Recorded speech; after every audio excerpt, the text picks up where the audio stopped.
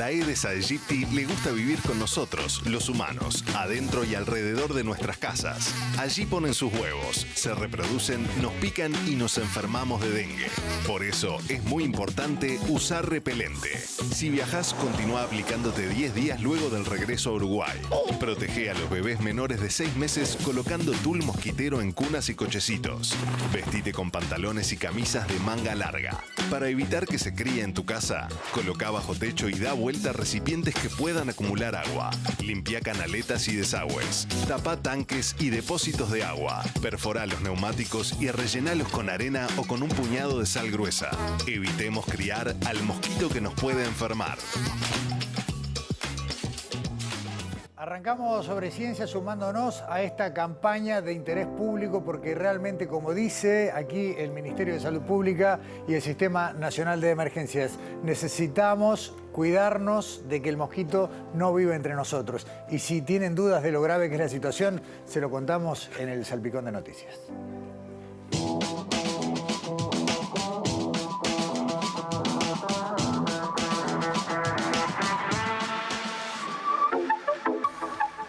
En Uruguay, los casos de dengue autóctono e importado se han triplicado en los últimos 20 días, según informó el reporte más reciente anunciado por el Ministerio de Salud Pública. Salto y Montevideo son los departamentos que reportan más casos. En Salto, sin embargo, la gran mayoría de los casos son autóctonos, mientras en Montevideo la situación es a la inversa. Rocha, Soriano, Flores, Lavalleja, Cerro Largo y Tacuarembó son los únicos departamentos sin casos confirmados por ahora. Hasta el momento, 2 personas fallecieron con diagnóstico de dengue, aunque las autoridades sanitarias destacaron que se trataba de personas con enfermedades graves anteriores. Por el momento, las autoridades anuncian que la letalidad es baja, pero alertaron que a medida que aumenten los casos, se incrementarán también las posibilidades de que la enfermedad pueda evolucionar a formas graves o letales.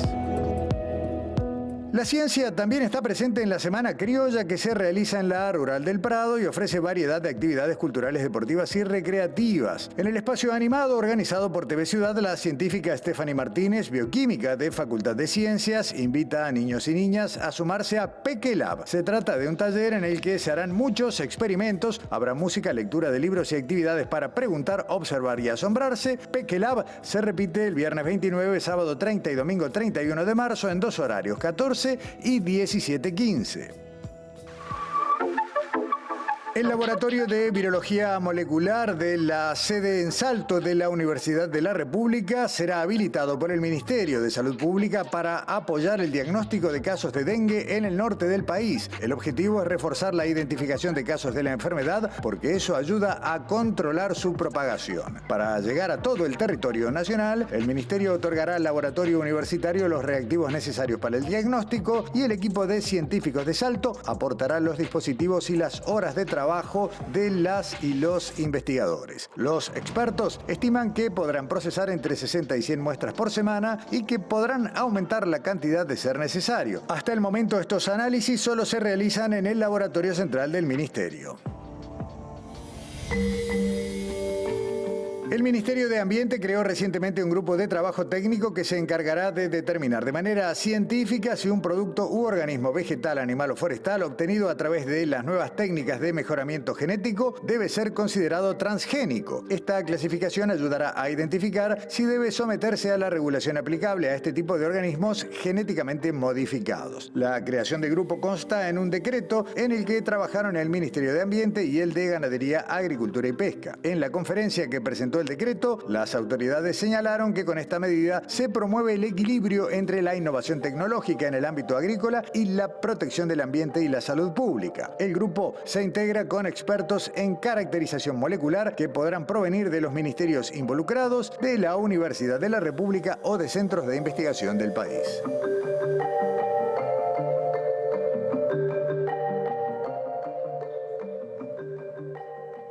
Durante el pasado fin de semana se conmemoró en todo el mundo el Día Mundial del Agua y son innumerables los abordajes que en un programa como este, como Sobre Ciencia, podemos hacer. Y de hecho, durante lo que fue la sequía del año pasado en nuestro país hablamos mucho del tema agua. Hoy elegimos 2 abordajes bien diferentes. Por un lado, volvemos a visitar los humedales del Santa Lucía, el área protegida Humedales de Santa Lucía, que como saben ocupa tramos de los departamentos de Maldonado, de San José y de Canelones. Pero para arrancar esta segunda recorrida nos vamos al propio río Santa Lucía y a los propios humedales porque Gonzalo Nión, uno de los guardaparques que cumple funciones allí desde hace mucho tiempo, nos invitó a recorrer y a conocer cómo es el Santa Lucía desde el agua.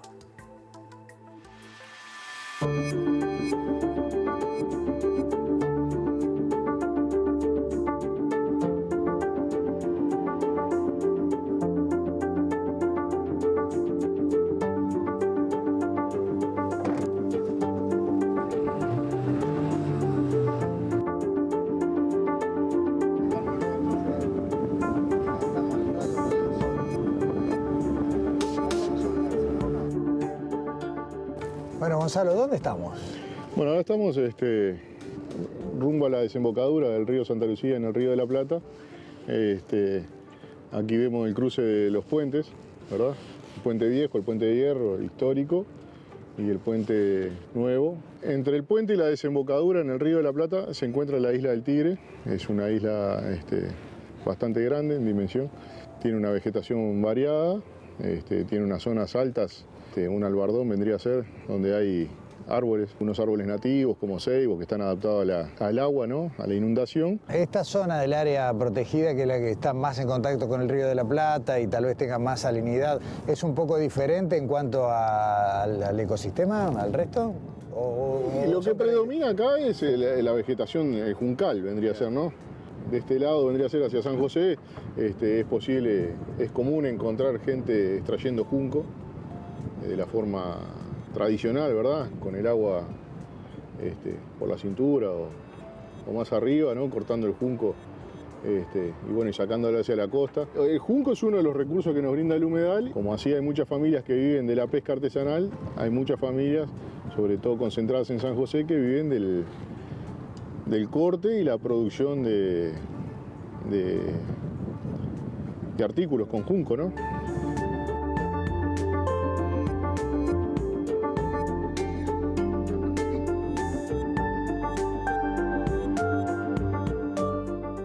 Vos me decías hace un rato, cuando veníamos navegando hasta acá, que si uno toma perspectiva, ya sea con un dron o una foto satelital, aquí hay un entramado.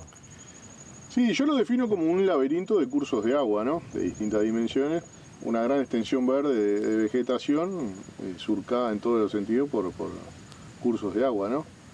Eventualmente, por condiciones climáticas de sudestado o lo que fuera, pueden quedar mayormente cubiertas de agua o el agua correr directamente por los cursos, ¿no? ¿Cuántos años tenés en esta zona en particular? Yo acá hace 11 años que trabajo como guardaparque, tengo 17 años de trabajo. En esos 11, más de una década en esta zona de Santa Lucía, ¿podés decir que estamos progresando en cuanto a conocer, investigar, comprender y a partir de ahí cuidar? Y yo veo algunos cambios positivos. Hay mucha gente interesada en la naturaleza. Creo que hubo un efecto, una consecuencia de la pandemia positiva vendría a ser que la gente se volcó un poco a la naturaleza y disfruta más de las actividades en contacto con la naturaleza.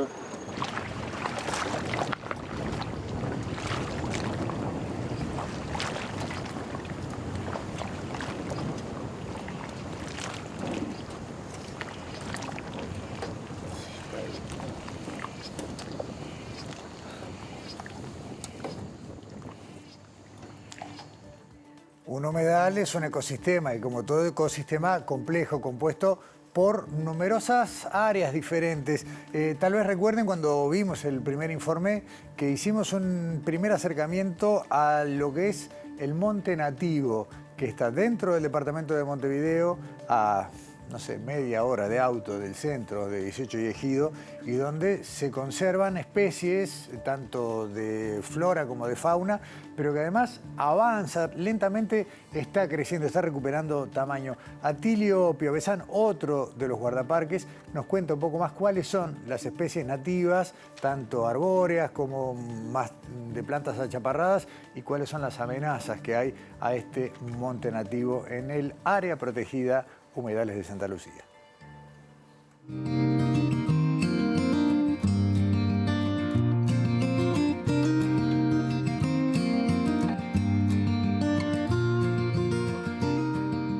En este monte nativo, dentro de las especies que lo componen, tenés el coronilla, que es un árbol muy conocido por casi toda la gente, el coronilla.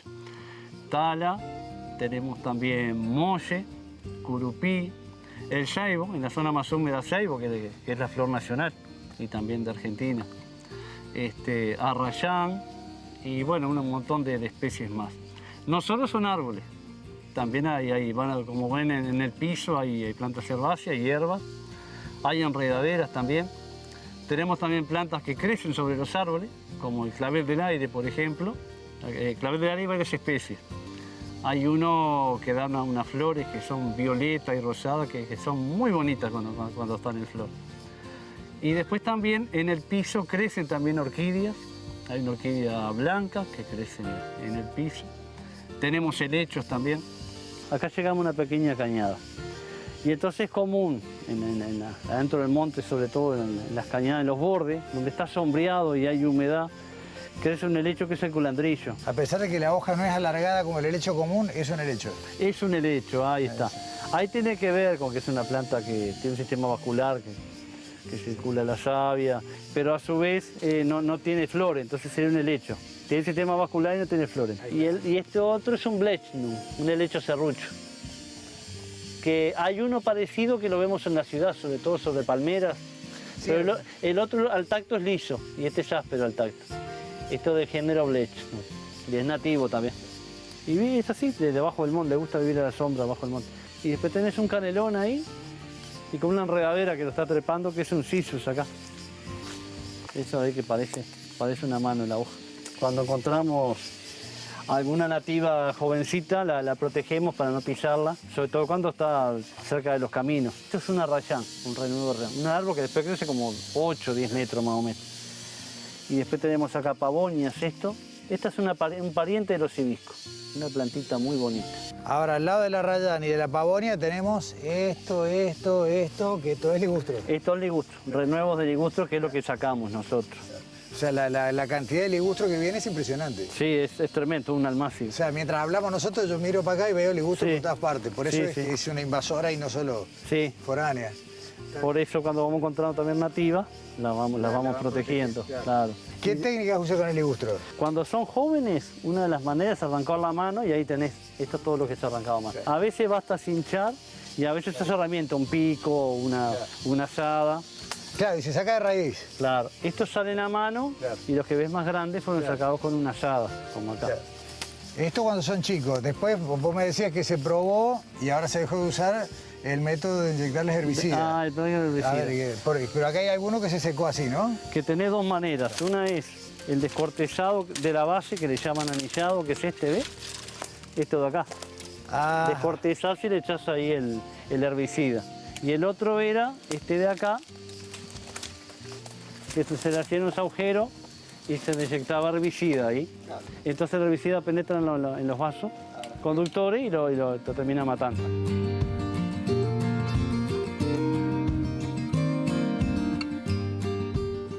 Bueno, este monte, por todo lo que hemos dicho, es importante poder conservarlo en el mejor estado posible. Por un lado, porque como toda masa verde, produce oxígeno, eso es importante. Después también esta masa verde también influye en el clima también. Después también ayudan a retener el suelo, porque entre las raíces, si no tienen los árboles, cada vez que hay una lluvia arrastraría todo el suelo, ¿no? El suelo fértil, que es el que permite que se ascienden otras plantas, que da vida también.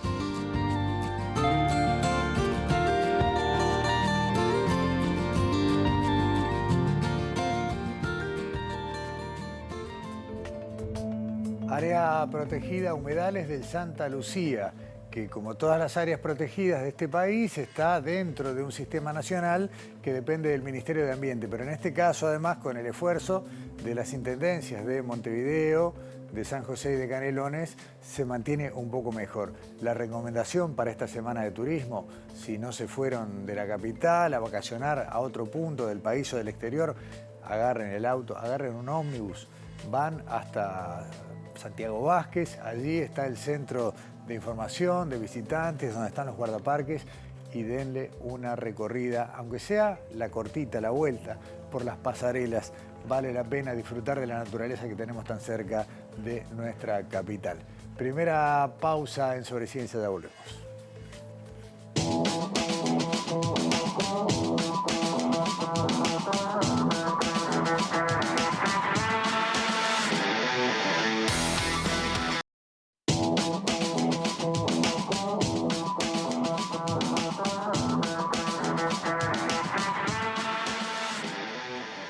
Recordarán que la semana pasada Daniela Hirschfeld nos llevó a conocer lo más parecido que tenemos a CSI, para hablar de una serie famosa, aunque no la única, es lo más parecido que tenemos en Uruguay. Y realmente hay que decir que las nuevas instalaciones de la Policía Científica, a mi entender, tienen todo lo que uno espera encontrar en una serie. Pero no entra en un solo programa. Daniela, ¿cómo andás? Bien, buenas noches. Bueno, sí, estamos en el episodio 2, vamos a decir. Bien. Episodio es una 2, miniserie. Exacto, de la policía. De episodio 2 y último, claro, por este tema, al menos, ahí va de esta temporada, para hablar de la Policía Científica y de toda la ciencia y la tecnología, en realidad, que hay atrás de este trabajo, que se engloba en una ciencia que se llama criminalística, ¿no? Que no es simplemente el uso de la ciencia y tecnología aisladamente, sino es que es una disciplina nueva, no tan nueva en realidad, es una integración, claro. Ahí está, porque en realidad, como vimos la semana pasada, la criminalística como ciencia ya tiene bastantes siglos, incluso en Uruguay ya de principios del siglo XX y fines del XIX,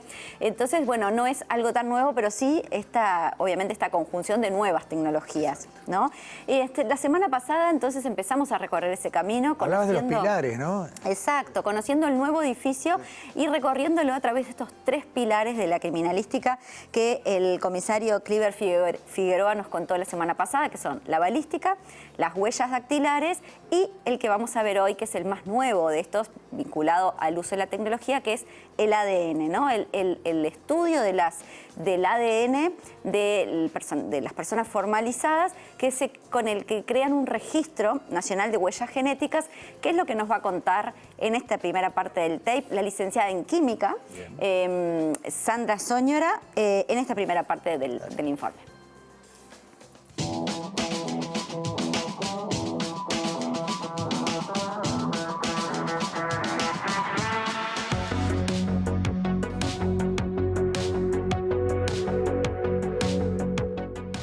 Nosotros recibimos muestras de mucosa yugal de todos los procesados formalizados y menores infractores de todo el país.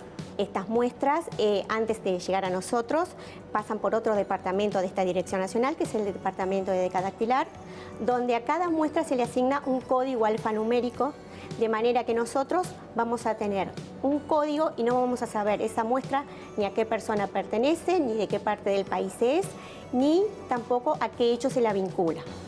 Nosotros con esas muestras lo que hacemos es procesarlas, es obtener un perfil de ADN y cargar en la base de datos esos perfiles genéticos, que cada uno va a ir asociado un código alfanumérico con el perfil genético correspondiente que se obtuvo de esa muestra. Una vez que llegan las muestras, se extrae el ADN a partir de cada una de esas muestras. Para ello tenemos una serie de equipos robóticos, que están los mismos equipos que usan en el primer mundo. La única diferencia es el número de equipos con el que contamos, porque somos un país chiquito, pero tenemos tecnología de primera generación que nos permite procesar muchas muestras, alrededor de 2.000 ADN por mes, y en este laboratorio somos 6 personas. Las personas que trabajan en este laboratorio tienen todas formaciones en el área de la ciencia, magíster en biología y hay licenciados en bioquímica y estudiantes también de la licenciatura. Todos tenemos formación científica. Lo que utiliza este laboratorio es un software que se llama CODIS, de Combined DNA Index System, es la sigla, y que fue donado por el FBI en el año 2014 y que nos permite hacer distintos tipos de confrontaciones entre perfiles genéticos. Además de las muestras de procesados formalizados y menores infractores, también hacemos, coordinando con Interpol, búsqueda de personas ausentes y hasta la fecha tenemos 12 personas identificadas y que hemos podido colaborar con la sociedad también en ese sentido.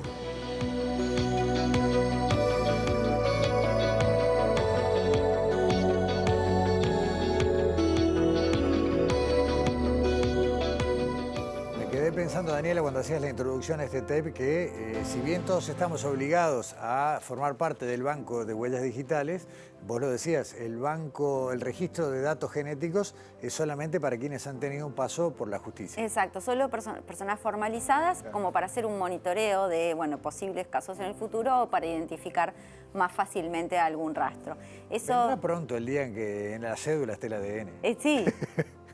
No es ciencia ficción casi, ¿no?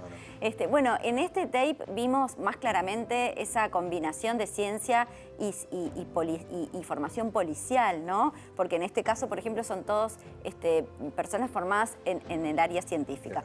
Pero aquí terminamos con los pilares de la criminalística, ¿no? Huellas dactilares, ADN y balística, pero no es solo criminalística en la policía científica, hay otras áreas que también se encargan de utilizar la ciencia y la tecnología para resolver algún delito, hurtos, crímenes, asesinatos. Entonces, uno de ellos es el que vamos a conocer en esta segunda parte del informe, que es la accidentología vial y laboral, que también utiliza muchas herramientas tecnológicas modernas para investigar los accidentes, obviamente en el trabajo y en la vía pública. De eso nos va a contar el comisario Darío Parris.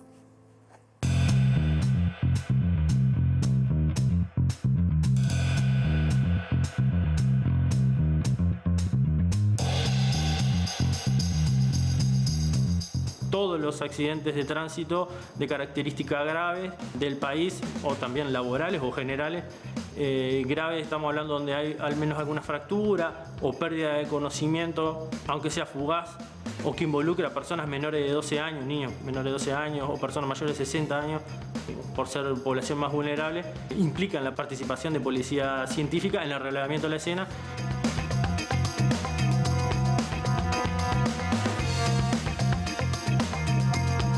La investigación del accidente de tránsito tiene dos etapas, una que es la que hacen los peritos pertenecientes al Departamento de Inspección Pericial y la Policía Científica del Interior, que hacen el relevamiento de la escena del hecho de 4 formas distintas, hacen plano, narración escrita, fotografía y peritaje.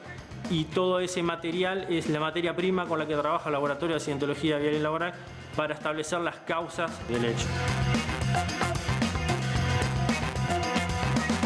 Cuenta con un equipo de peritos mecánicos abocado a la pericia mecánica, no solo de vehículos, sino también de herramientas o elementos. Tenemos personas formadas en lo que es electricidad, técnicos en la parte de electricidad, en lectura de lámparas, en lectura de disco tacógrafo. La lectura de disco tacógrafo implica la lectura de disco gráfico que portan los tacómetros de los vehículos de carga, donde se evidencian los recorridos, tiempos de espera y velocidades que desarrollan estos vehículos durante el trayecto. Es una de las metodologías que utilizamos para poder establecer velocidades del vehículo en distintos tramos y también se evidencia si hay, por ejemplo, fatiga del conductor. El análisis de lámparas de tipo halógena es un ensayo de probabilidad de que si al momento que se produce el daño la misma iba encendida o no. E inclusive en ciertas situaciones nos pueden evidenciar la dirección de la cual reciben un impacto importante del vehículo que la posee.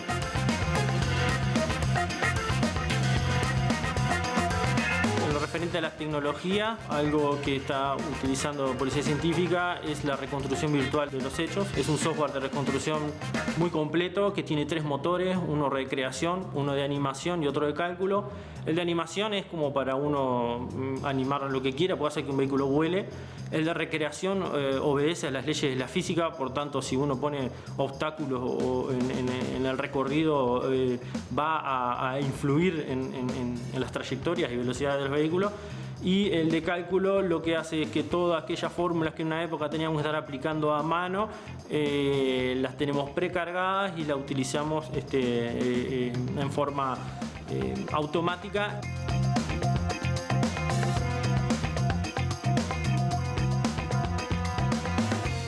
¿Qué implica la formación del personal del laboratorio? Implica una formación muy diversificada, pero sí profunda y técnica, basado también en las ciencias madres, lo que es matemática y física principalmente.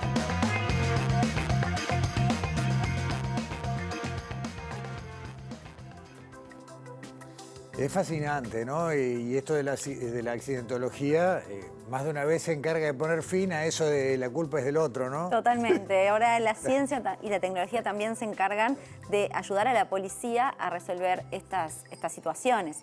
Y bueno, ya para ir terminando, ya es este recorrido, este mini recorrido, porque seguramente cada piso tiene mucha más ciencia y tecnología para contar. Primero quiero agradecer a todos los que hicieron posible dentro de la policía científica que podamos mostrar esto, porque realmente no solamente tiene mucho para mostrar, sino que también mucho para no mostrar, ¿no? Para cuidar la confidencialidad. Entonces, la verdad que fue un trabajo súper cómodo poder hacerlo. Pero bueno, hablamos de ciencia, hablamos de policías que utilizan la ciencia y la tecnología.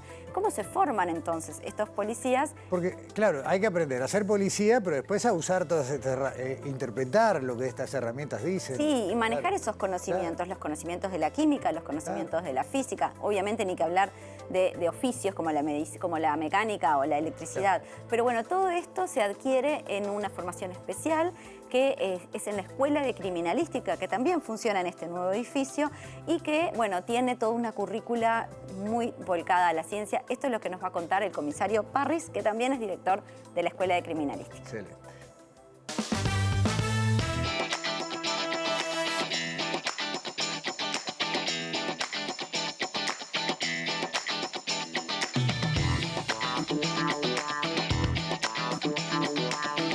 Bueno, en todo el país somos aproximadamente unos 300 funcionarios. Somos formados en la Escuela de Criminalística, aquí en la Dirección Nacional.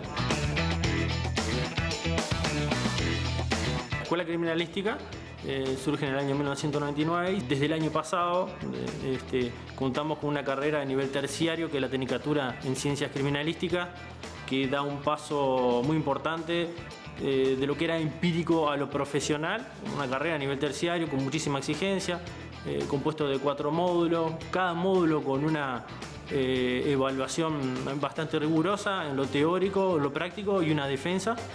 Y a su vez seguimos en este proceso de mejora continua, apostando a lo que es la licenciatura en Ciencias Criminalísticas, que ya fue presentada en el Ministerio de Educación y Cultura. La Tecnicatura tiene 4 módulos, una oferta de materias muy variada que va desde criminalística 1 y 2, cada vez más profunda. Y después tenemos lo que es planimetría, fotografía, accidentología, informática forense. Se hacen otros cursos específicos abocados a cada una de las ramas de la criminalística, en lo que refiere a accidentología vial, a papiloscopía, a lo que es levantamiento de indicios biológicos, entre otras materias. Hay química, hay física, tienen matemática en la formación e inclusive en la prueba de ingreso previa al ingreso a la Tecnicatura.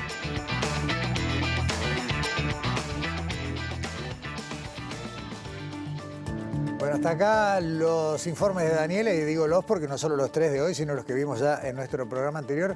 Y vamos a cambiar totalmente de tema y movidos un poco por el calendario. De esto que vamos a hablar no es un problema de una semana, pero se acrecienta, tiene un punto rojo en el calendario en Semana de Turismo. Vamos a hablar de cacería. De la cacería, sobre todo la que se practica de manera irregular y sobre todo la que se practica de manera irresponsable y termina afectando de una manera irreversible a las especies animales autóctonas. Coendú es una ONG, Conservación de Especies Nativas de Uruguay, que viene trabajando con esto hace muchísimo tiempo. Mauricio Álvarez, coordinador de Coendú, bienvenido a Sobre Ciencia. Bueno, muchas gracias por la invitación. Gracias a vos. Mauricio, Ustedes permanentemente están llevando adelante campañas. Me viene siempre a la mente lo que más recientemente ha sido el tema de los patos, una batalla legal incluso que han dado para tratar de, bueno, de que se proteja a los patos que habitan este territorio, pero es un problema muy genérico, afecta prácticamente a todos los animales del territorio uruguayo.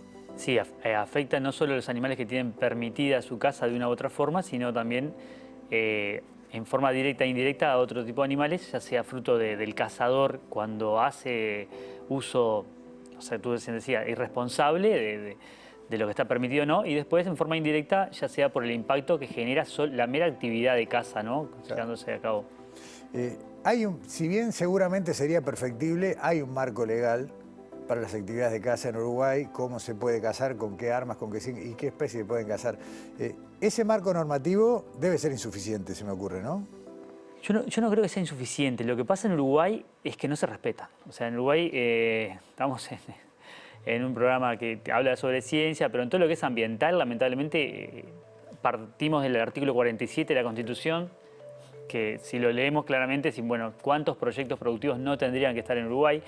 Y después, en este caso, como bien decía, lo de los patos, se da, no solo en los patos, se da en todas las especies, que la normativa está, pero después o no se controla, por lo cual vía de los hechos que esté o no esté es lo mismo, e incluso se está dando, en este caso, como estamos viendo quizás en las imágenes acá de fondo, yo las veo, no sé el televidente, sí, las veo. De que hay una ilegalidad mismo en la promulgación de decretos. O sea, hay decretos en Uruguay que son ilegales porque hay una ley, norma jerárquica superior, que tiene restricciones que el decreto no está cumpliendo. O sea, decretos que permiten una cosa que la ley prohíbe.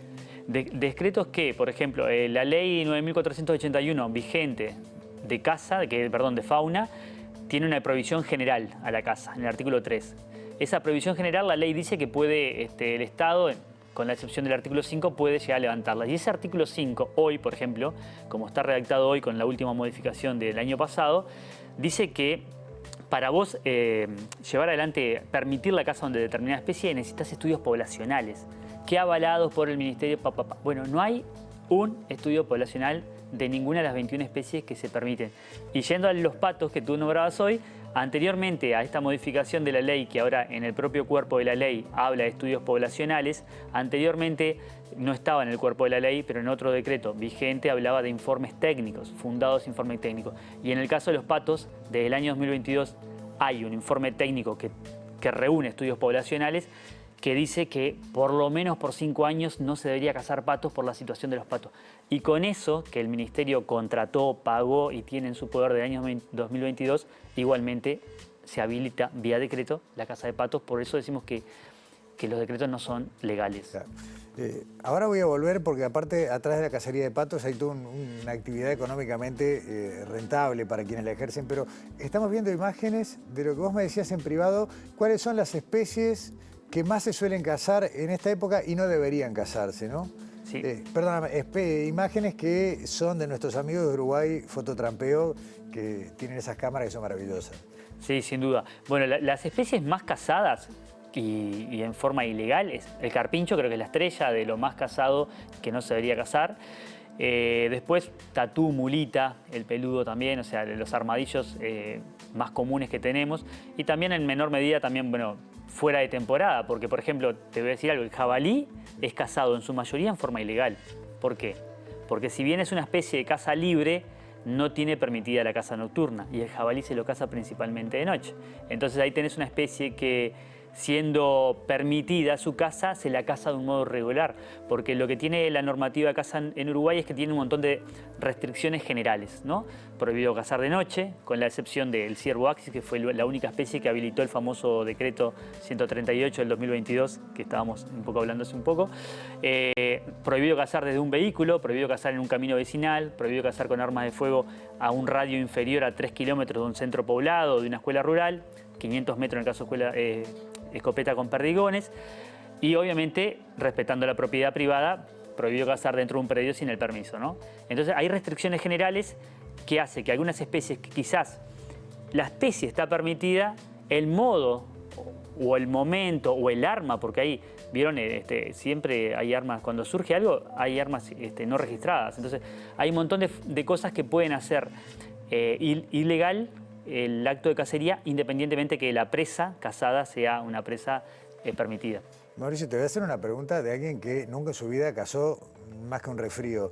Pero ¿alguien puede, detrás de, por más mira telescópica que tenga, distinguir un ciervo axis de un guasubirá en una situación de este tipo?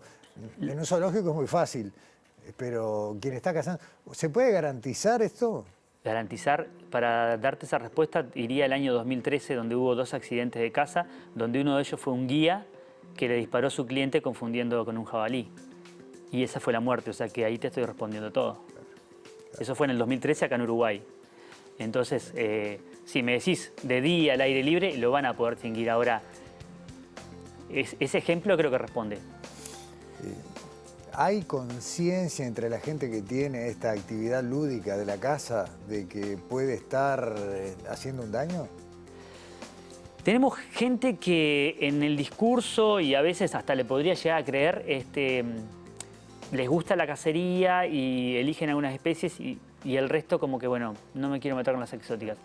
Si les creemos a ese tipo de personas, más allá que no reconocen el daño que ellos hacen como cazador, entrando en un territorio donde hay, no sé, aves anidando, mamíferos con cría. Yo no, o sea, creo que si reconoces lo que tú estás preguntando, dejás de cazar. O sea, creo que en el momento que alguien reconozca eso, deja de cazar. Por eso creo que hay un querer, pero no un reconocimiento desde lo interior, ¿no? Lo cual complica todavía un poco más. A ver, uno desde un lugar podría decir, lo mejor sería abolir la práctica de la caza y bueno, y ver cómo se pueden controlar las especies que son exóticas invasoras, ¿no? De otra manera que de todos modos cazando no vamos a controlar el jabalí. No, eso está, hay hasta investigaciones científicas que dicen que el jabalí, por ejemplo, a mayor presión de caza responde aumentando su fertilidad, aumentando su... Claro. Las hembras entran en celo antes, o sea, reacciona justamente opuesto, ¿no? Entonces, bueno, es complejo y creo que sí, si hay exóticas invasoras y hay que buscar una forma, creo que hay que evaluar bien cuál es la forma y poner en la balanza, cosa que nunca se hace, bueno, el método, que la famosa frase, que no se llama peor el remedio que la enfermedad. Lo voy a decir porque, creo que ya lo comenté, pero lo voy a decir de nuevo porque está bueno que la gente tenga claro. Todos los animales que estamos eligiendo para ver son los que más se cazan de manera ilegal, lo que no deberían cazarse ni por accidente. Sí, vi zorro, que quizás no se lo salga a cazar, pero sí se lo caza como una forma de, bueno... Hay como una crueldad hacia el zorro, ¿no? Hay una crueldad hacia el zorro, o sea, se lo acusa, que no digo que no suceda, de dar muerte a veces a neonatos de corderos, pero bueno, creo que pasa junto con el jabalí que se le carga mucho más de lo que ellos hacen, ¿no? Y quizás la gente de campo incluso no reconoce el daño que hacen sus propios perros, que también hay estudios que lo avalan. Yo el sábado tuve 2 perros que después apareció el dueño en mi campo y esos perros muertos, había uno que realmente daba pena el estado. Entonces decís, ¿hasta dónde no hay un daño generado por perros y que se le carga luego al jabalí o al zorro? Que no digo que no generen un impacto, digo que se los carga mucho más de lo que realmente generan. Mauricio, tanto Coendú, la organización que tú integras, como otros colectivos, trabajan muy estrechamente con los investigadores, con la ciencia, y vos hablabas, por ejemplo, de la necesidad que establece el marco legal, de que haya estudios para avalar determinadas cosas. Acá hay como una unanimidad, tanto los activistas, la gente que está involucrada con la naturaleza, como los que están en la academia, coinciden en que esto sería bueno que no pasara más. ¿Por qué no damos ese paso? Bueno, creo que no es tan unánime desde el momento que el Estado no lo quiere, si no ya lo hubiese hecho, y después tenemos obviamente un grupo que son los cazadores, ¿no? Sí se da desde la comunidad científica, quizás lo que decíamos de la balanza, se quiere a veces combatir lo que es la exótica invasora, pero obviamente la caza deportiva no es el camino porque también reconocen que, esto que estoy diciendo, ¿no? Que puede ser hasta contraproducente. Creo que acá falta, de parte del Estado, volviendo a una de las preguntas iniciales que dijiste, creo que la normativa está bien, lo que falta es el control, los recursos. O sea, nosotros hemos dado charla en la Escuela Departamental de Policía de Canelones, por ejemplo, y el policía que va a ascender no sabe de las normas, o sea, sale a la calle y es una responsabilidad de él combatir un ilícito de tráfico, ya no hablemos de caza solamente, y él no sabe qué está permitido, qué no está permitido. Entonces, creo que falta quizás una policía ambiental, claro, un juzgado ambiental, o sea, dar pasos mucho más allá de lo que fue la creación de un ministerio que sin recursos en realidad como que quedó un titular nada más. Además, muchas veces cuando vemos que un procedimiento policial dio resultados, ya encontraron los animales muertos, ¿no? Siempre. En este tema ya siempre cuando sucedió ya es tarde, ¿no? Y muchas veces en los titulares, acordemos que la caza no es tipificado penalmente. O sea, el cazador lo puedes encontrar incluso con el animal más amenazado de Uruguay y no tiene una pena carcelaria. Perdóname que te corte, me viene a la mente el episodio de los pecaríes, en Paysandú, pecaríes que habían sido criados, especie que fue reintroducida con un esfuerzo muy grande de un área protegida, privada, que los recrió y en pocos días los estaban cazando. Sí. Y poniéndolo en las redes, ¿no? Miren lo que casé. Bueno, eso pasa. Hoy en día el Estado ve en redes sociales, en grupos de WhatsApp o en las ferias un montón de ilícitos y no está actuando, como quien dice, de oficio. Termina actuando siempre reactivo ante una denuncia. Y eso es lo que hay que cambiar. Creo que el Estado en materia ambiental tiene que cambiar. Lo que pasa es que ahí vuelvo a lo mismo. Quizás hay cosas hasta más grosas en materia ambiental que avala al Estado y avala a la sociedad con el silencio. Entonces creo que es muy difícil, ¿no? Más allá del aficionado, de la persona que dice, bueno, en turismo salgo con mis amigos a cazar, a acampar y cazar, tenemos también mucho turismo internacional que viene a cazar a Uruguay. Y ahí aparece otra vez el tema de los patos, entre otros. Sin duda, el turismo cinegético, que fue el que habilitó el decreto 138 del 2022, se da básicamente en plumas, ¿no? Perdiz, patos, palomas. Viene mucho extranjero, dicen que deja mucho dinero, pero lo deja en unas estancias selectas que igual deja mucho menos dinero, yo siempre lo digo, que lo que dejaría el turismo de naturaleza. Tengo la suerte de haber conocido Torres del Paine, donde vi estancias que anteriormente cazaban y criaban ganado, hoy en día cobraban a turistas extranjeros $1000 por día, no estoy mintiendo, para ver pumas, un lugar que hasta ovejas, que vos decías, ¿cómo puede ser que tengan ovejas ahí? No, de gusto, porque cuando baja el guanaco, el puma come oveja y no se me va del campo. O sea, y vos decís, creo que hay que tener un cambio en que el turismo de naturaleza es más sustentable, o es realmente sustentable, va creciendo en todo el mundo cuando el turismo cinegético va decreciendo y a la larga va a dejar más dinero. Entonces, creo que tenemos que hacer ese cambio, ¿no? O sea, la gente que tiene estancia, los gestores turísticos, el Estado, el Ministerio de Turismo, ¿no? Decir, bueno, voy a promover esto. Y como decía un guía de avistamiento de aves, una vez me dijo, no, a ese lugar no voy más porque una vez fui con turistas extranjeros, escucharon un disparo, no quisieron ver más. Claro, o sea, hay que hacer un cambio. Claro, que hay gente que viaja para ver aves, no para cazarlas, ¿no? Y para hablar de algo sencillo. ¿Qué pasa con la pesca? Creo que la pesca es la caza de otro grupo de especies que siempre la tenemos como, ¿no? Sí, sí, sí. Como ahí bien. Yo lo hablaba antes de ayer con alguien, ¿no? Si el pobre pez gritara, yo no sé cuántas personas podríamos pasar al lado, ¿no? Viendo al pez así muriéndose, porque se está muriendo con un sufrimiento enorme, lo miramos y no sentimos nada, pero si generara un sonido creo que cambiaría. Creo que la pesca en estos cambios que está llevando adelante la sociedad, donde muchas cosas que toda la vida fueron, no sé, toda la vida no, que sigamos siglos para atrás se permitían, creo que la pesca en algún momento vamos a tener también que encararlo como social. Que no digo el ser humano se alimenta, dentro de los alimentos están los animales, pero creo que hay una diferencia entre la forma o la necesidad de alimentarnos y cuando lo hacemos por mero placer y generamos un sufrimiento a otro ser por mero placer, ¿no? Mauricio, la dejamos por acá por hoy, pero vuelvo al principio. O sea, hay gente que tiene el hábito, que de alguna manera encuentra un disfrute en las actividades de caza.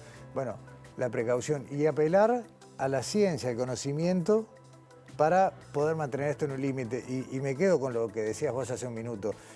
Tenemos todo para un mejor turismo, para un turismo de naturaleza, para un turismo de especies, de observación, de conservación. No debería costar tanto. Sin duda, y tenemos la suerte de poder darle ese turismo con unas playas hermosas al lado, claro, que no lo tiene todo el mundo, ¿no? De poder tener tan cerca todo acá en Uruguay que creo que es un potencial a explotar y se está yendo por el camino contrario. Mauricio Álvarez de Cabendú, muchas gracias por acompañarnos. Gracias a ustedes. Hasta pronto. Nos vamos a la pausa con un video de divulgación científica, una serie que está disponible en YouTube, ustedes la pueden ver. Hay una cantidad de investigadoras e investigadores de Uruguay que nos cuentan fácilmente, en lenguaje comprensible, qué es lo que trabajan. Perdón, me estoy olvidando de algo, me estoy olvidando de Mauricio, perdón. Esto es para... El presente de Íptica Objetos por venir a acompañarnos a la presidencia. Esto, bueno... Muchísimas gracias. lo que recibe cada uno de quienes nos visitan. Muchas gracias de nuevo. Ahora sí, y si te digo, la ciencia que se hace en Uruguay.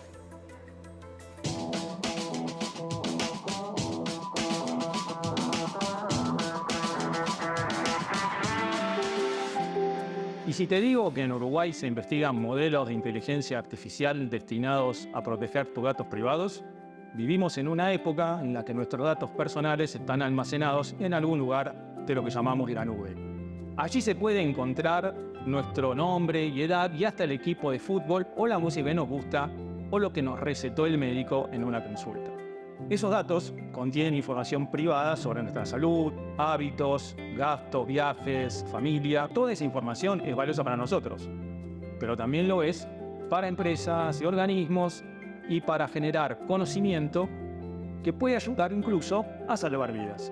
El problema más serio que enfrentan nuestros datos es el de la privacidad, es decir, permitir que una parte predeterminada de nuestra información sea utilizada por quienes pueden generar beneficios colectivos, pero que haya datos que estén resguardados o no puedan usarse con fines indeseados.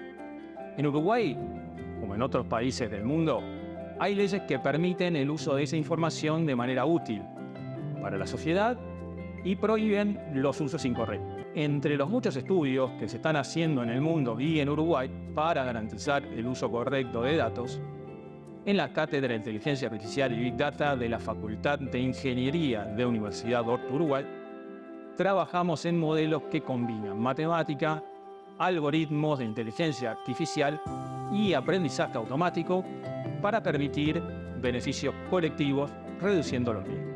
Nuestro equipo diseñó un modelo de privacidad diferencial que permite que el organismo que custodia nuestros datos disponibles bloquee cualquier posibilidad de que alguien no autorizado acceda a la información que no tiene permitida. De esa forma, desarrollamos una manera inteligente y confiable de simultáneamente liberar información valiosa, limitando el acceso a los datos protegidos. Confiamos en que herramientas como las que estamos diseñando puedan garantizar un uso provechoso de la enorme cantidad de información que generamos, cuidando nuestra privacidad.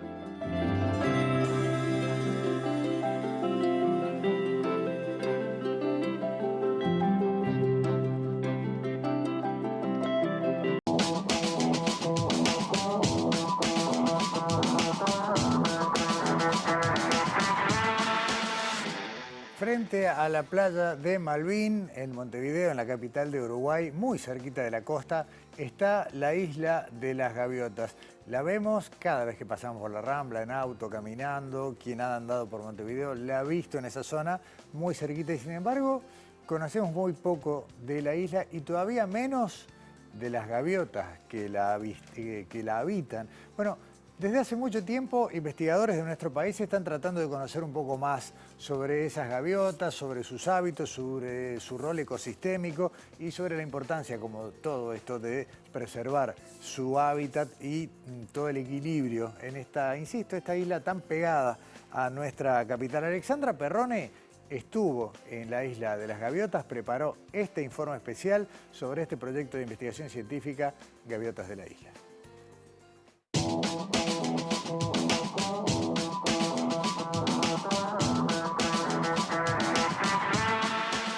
A mis espaldas está la playa Malvín. Estamos en una isla que oficia de parque natural para Montevideo. En este informe de Sobre Ciencia les contamos el proyecto Gaviotas de la Isla.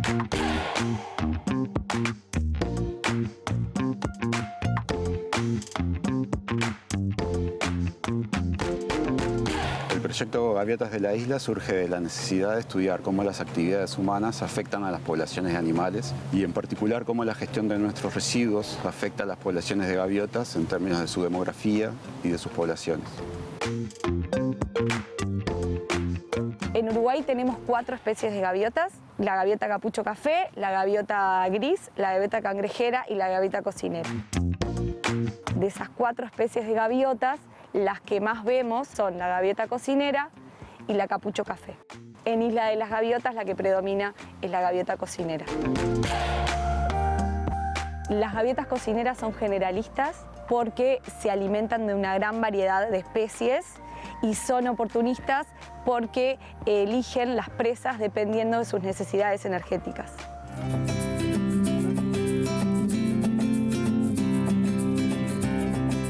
El proyecto consta de varias etapas. La primera era determinar la dieta de esta especie para estudiar qué tanto aprovechaba la basura, ¿no?, como fuente de alimento. La segunda etapa consiste en estudiar la reproducción, cuánto invierte o cuál es la fecundidad de la especie y cuál es el éxito en la reproducción.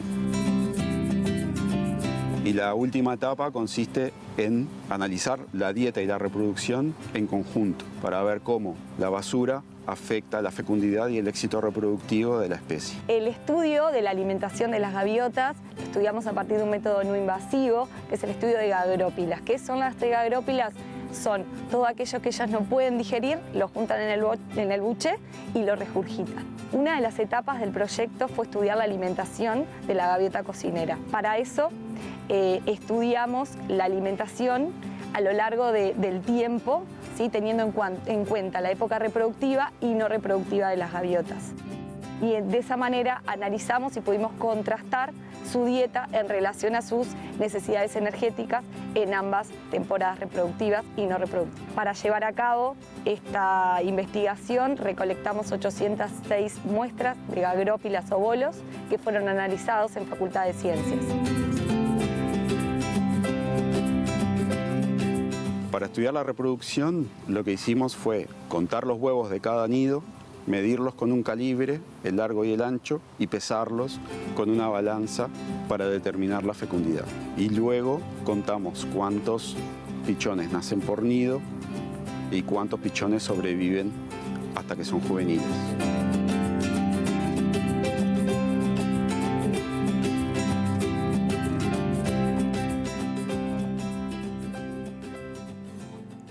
Hay un agradecimiento especial que queremos hacer desde Sobreciencia al ACAL Náutico Club, que fue el que se encargó de los traslados, tanto de Alexandra como todo el equipo técnico de TV Ciudad para registrar estas imágenes. Y bueno, y ahora vamos a conocer un poco los resultados de este proyecto, ¿no?, que han ido sabiendo, que han ido conociendo sobre estas especies de gaviota de las que hablaban recién en la primera parte de este informe de Alexandra Perrani.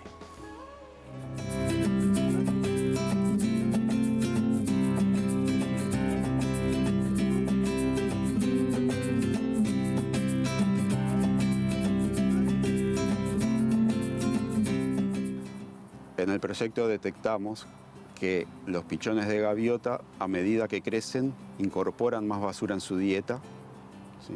Cuando recién nacen, se alimentan de comida natural, pequeños peces o invertebrados. A medida que crecen, incorporan basura de mayor tamaño. Uno de los resultados más importantes fue que en época reproductiva su dieta se basaba más en peces, ¿sí?, mientras que en la época no reproductiva los residuos inorgánicos y esta influencia de los residuos antrópicos tenían un peso relevante.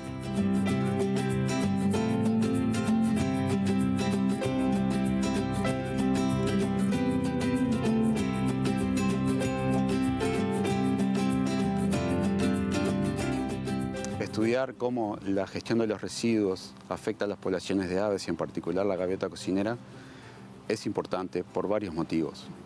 Primero, las gaviotas depredan otras especies de aves, algunas de las cuales tienen problemas de conservación, están amenazadas de extinción. Pueden ser un problema para la seguridad aérea. Además, las gaviotas contienen bacterias que pueden ser perjudiciales para los cursos de agua, para el ganado, para sitios turísticos, como Salmonella o Escherichia coli, por ejemplo. Por lo tanto, estudiar cómo las actividades humanas afectan las poblaciones de estas especies es muy importante para prevenir futuros problemas ambientales.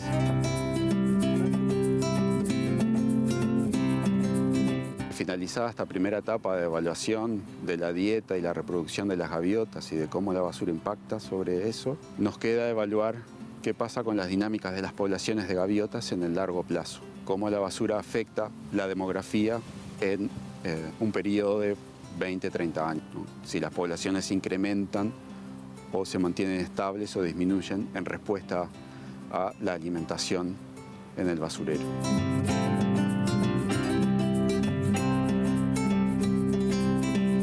Como reflexión final puedo decir que los seres humanos causamos un impacto importante en los ecosistemas y es necesario tener conciencia de que nuestro comportamiento, nuestras acciones influyen a todo nivel de la biodiversidad.